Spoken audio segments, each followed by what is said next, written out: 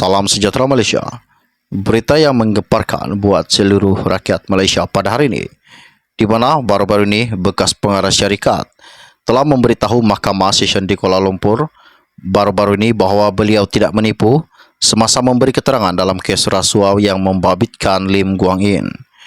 Ibrahim Sahari, 59, memaklumkan perkara itu apabila peguam yang mewakili Lim mempertikai kenyataan saksi tersebut di Mahkamah Session Shah Alam yang tidak konsisten dengan keterangan beliau di Mahkamah Session Kuala Lumpur.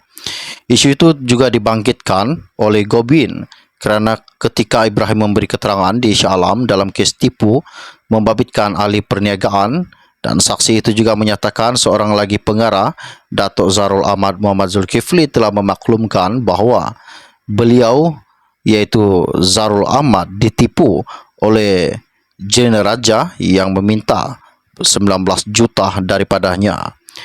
Jener Raja juga dikatakan meminta wang itu bagi membantu menutup siasatan SPRM berhubung kesalahan pengubahan wang haram terhadap Zarul Ahmad.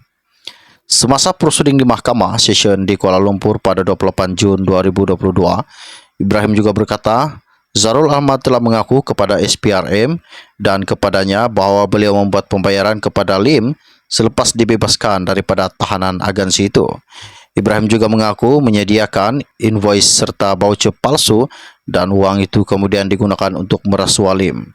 Terdahulu, ketika disoal balas oleh seorang lagi peguam Lim iaitu Tiara Katrina Fuad, saksi itu bersetuju dengan kenyataannya di Shah Alam bahawa wang 19 juta diberikan kepada Jener Raja untuk menutup siasatan kes pengubahan wang haram terhadap Zarul Ahmad. Semasa disoal timbalan pendakwa raya Mahdi Abdul pada Jumaat lepas, Ibrahim juga berkata kenyataan beliau di Shah Alam bercanggah dengan kenyataannya di mahkamah kerana ia membabitkan pertuduhan dan individu berbeza.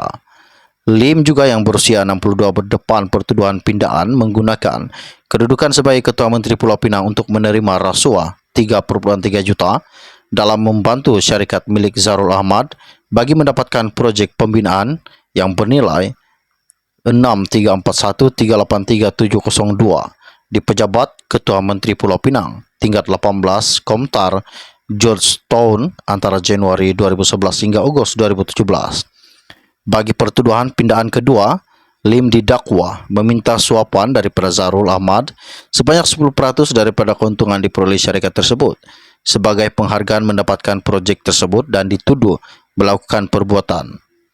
Lim turut berdepan dua pertuduhan menyebabkan dua lot tanah bernilai 208.8 juta milik Kerajaan Pulau Pinang dilupuskan kepada dua syarikat yang didakwa mempunyai kaitan dengan projek terowong dasar laut. Perbicaraan di hadapan Hakim Azura Alwi bersambung pada 23 Oktober ini. Sekian info ringkas dari Siantok Anda. Kita akan berjumpa lagi. Salam jumpa dan salam kenal. Bye-bye.